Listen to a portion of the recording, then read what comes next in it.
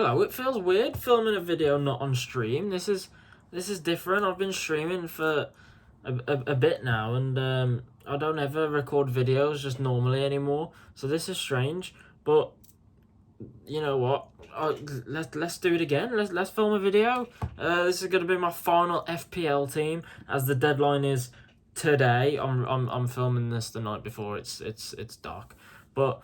Yeah, if you want to follow me on Twitch, the link will be in the description and in the pinned comment. I stream every day, so it'll be fun. So just pop over and we'll have a laugh. But yeah, I'm gonna break down my last FPL team, and hopefully it does well. So yeah, starting with the keeper, then we have got Sanchez. And to be fair, I don't know, I don't really like any of the 4.5s. Verbruggen, I don't really trust Brighton defensively. Kelleher, I really don't trust Brentford this season. With a new coach. Petrovic, is it? At Bournemouth, they've had their whole defence ransacked. So I'm not a massive fan of any of the 4.5s. West Ham defensively aren't fantastic. Wolves defensively aren't fantastic. So it's a 5 mil for me. And the two standouts of 5 mil are Sells and Sanchez. Sells obviously from Forest, but I've got a Forest defender, so I didn't want to double up. So I thought I'd spread out. So we're going with Sanchez.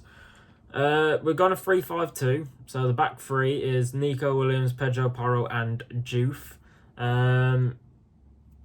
Three very good opening fixtures. Nico Williams, I thought I'd save the 0.5 from Murillo and Milenkovic. Nico Williams probably won't score as many points as the centre-backs, but to save the extra 0.5 million, I am happy.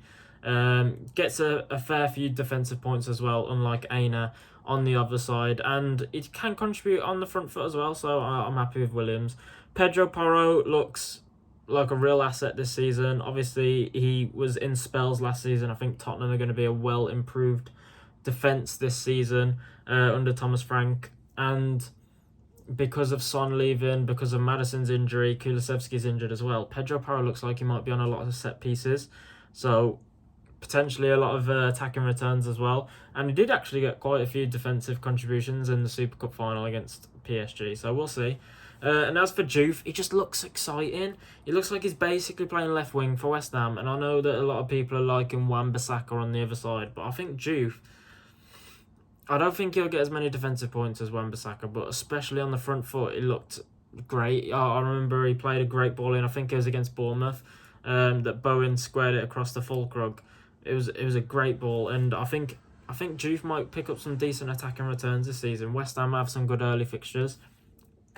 Into the midfield then, and as you can see, there's a big man missing. No Salah, no Saka. We're going with Palmer, Wirtz, Bruno, Dewsbury Hall, and Rodgers. Rodgers is a risk because we don't know if he's fully fit. However, he's been spotted in training. I think he'll be fit, so hopefully it doesn't backfire. No Salah. I'm hoping I can cover it a little bit with Wirtz, but maybe I'm wrong. But Salah's 33, man. He can't keep bringing these numbers up. He's signed his new deal now. I don't think he'll need to score another 30 goals again. So I'm happy to go with Wirtz. Palmer's probably the main man in this team that has been in it from the beginning. I don't think I have taken Cole Palmer out of my team once, but the other 10 players have been out of my team at some point. I've taken the goalkeeper out. My back threes looked completely different. Every one of their midfielders have probably not been in here, and the front two after this that I'll show haven't been in my team the whole time. Cole Palmer has. I think is the definite 100% lock, and I think Chelsea are going to have a good season. Wirtz obviously trying to cover some of Liverpool's attack. Bruno, if he plays deeper, he'll get good defensive points. He's on every set piece, usually. He takes free kicks, corners, and penalties, so he'll definitely get some attacking returns as well. And Man United have a new look front three, which should get him some more assists, hopefully. Dewsbury Hall, 5 million on set pieces, I think. He has been on set pieces in it a little bit in pre-season. Playing in attacking midfield, potentially, just seems like a no-brainer at 5 million. Like, obviously, you can go up to 5.5, and you got Reinders and Elliot Anderson. But I thought to save the 0.5... We'll go with Dewsbury Hall. He should play every game. He's good enough to play every game for Everton. And then obviously Morgan Rodgers, obviously Massive talisman for Aston Villa. He seems to be always involved in the goal, whether he's putting it away or creating it. So 7 million is not a bad price. Obviously, a lot of people comparing it to last season's price, but I don't want to compare it to last season's price. 7 mil is a good price for Morgan Rogers. He's a good player. And as for the front two, if we don't have one man, we have the other. Haaland is in there with the armband alongside Ollie Watkins. Watkins, we'll just discuss, scores a lot of goals. And I think Aston Villa have the easiest first 10 games out of any other team. So I'm liking Rodgers and Watkins as a front two. As for Haaland, I think he'll be back to his best. He had a bit of a drop-off. We call Haaland having a drop-off and he scored like 22 goals or 21 goals.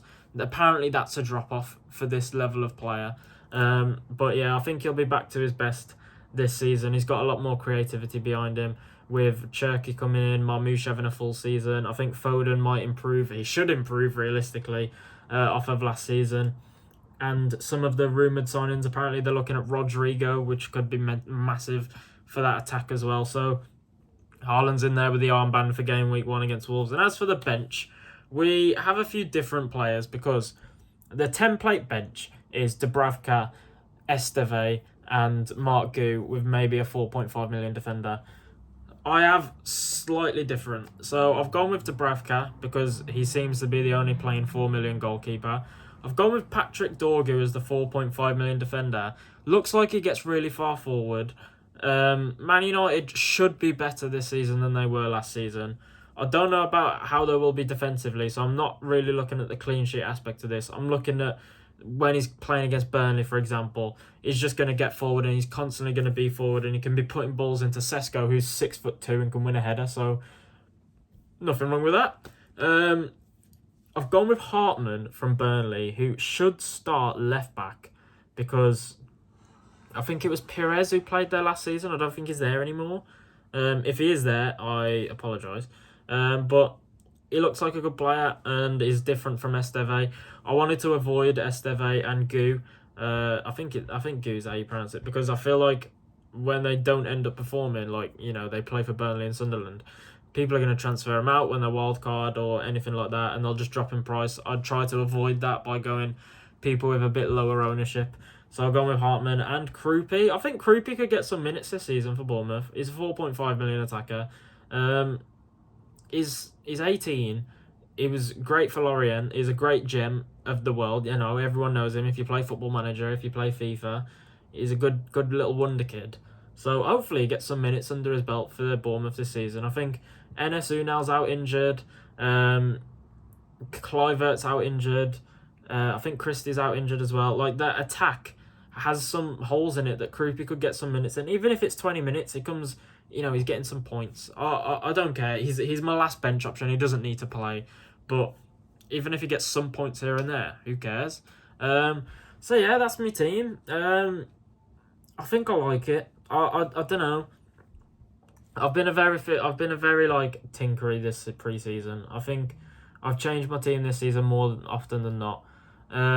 I think my front two have been locked in for a while now. My midfield I've been playing around with a lot, but I feel like I like where it is at the moment.